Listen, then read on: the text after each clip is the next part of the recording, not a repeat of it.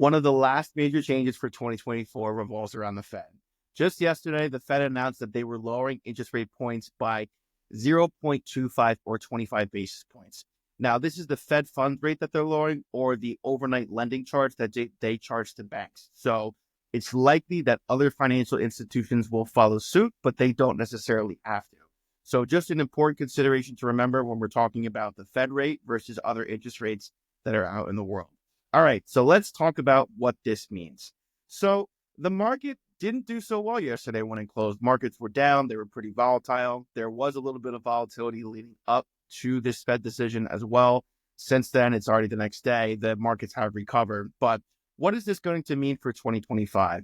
Well, Fed Chair Jerome Powell has stated that they recognize that their initial estimates around managing inflation and managing the economy were actually incorrect, or they were inaccurate is a more proper term for this. So the Fed, what they said is that they lowered rates by 25 basis points and they were on track, or they had initially said that they would have liked to lower rates by 4 more times next year in 2025.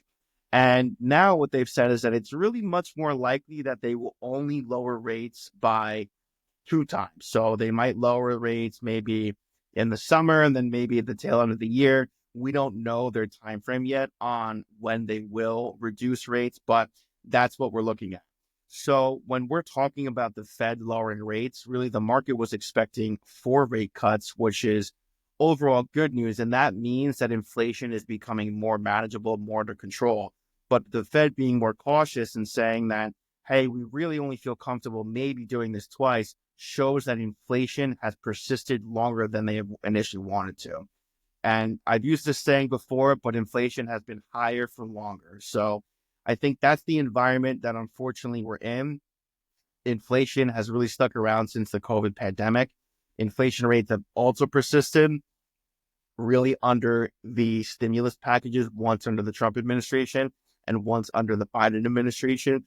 Both of these stimulus packages created huge oversupplies of dollars into the economy, and that really, really drove up prices for goods and services in also with conjunction with the pent up demand for goods and services nationwide, and nothing could be delivered because of COVID. So this is really a very unusual time that we're living in. Not to say that interest rates haven't ever been high in the past, but interest rates persisting for as long as they have, and the Fed really not being able to do as much as they wanted to get it back under control.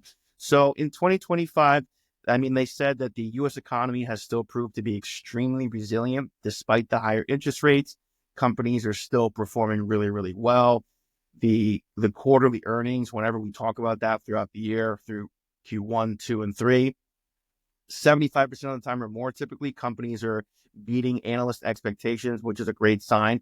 Really, the area that the Fed has honed in on more so are the CPI figures, which is inflation, and also the labor market. The labor market has really softened over the last year. So with that in mind, the Fed has said we're only going to reduce rates probably 2 times. And actually, I was reading an article this morning that even some analysts think that one is probably not going to happen, but a second rate reduction is more like a 40% chance to happen. So the market is somewhat pricing in that there may only actually be 1 rate cut next year, which in the event that that happens, then it is what it is. And it just means that inflation is higher for longer.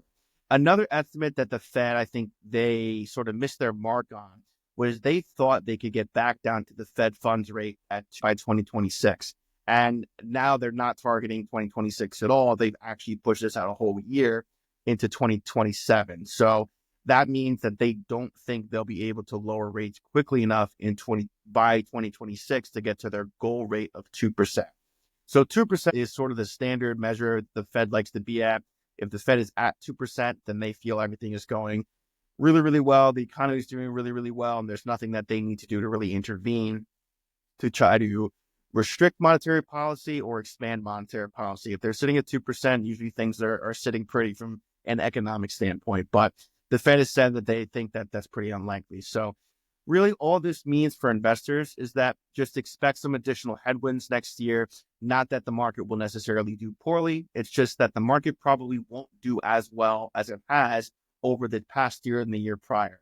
So again, expect some more volatility. I wouldn't expect double-digit returns in 2025.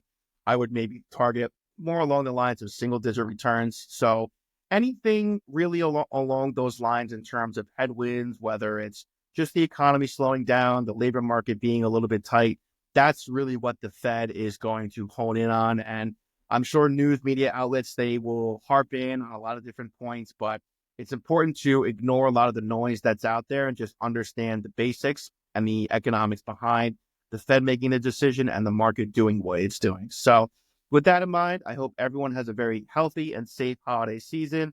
Again, we'll keep an eye out next year to see what the Fed does. We're going to talk a lot in the first quarter. Stay tuned for Vision Retirement's upcoming Q4 webinar that we're going to do, which is live. We're going to do a summary of the year, and we're also going to give our outlook for 2025 as well. So stay tuned for that. And again, have a very healthy and safe holiday season. And I'll see everyone in 2025.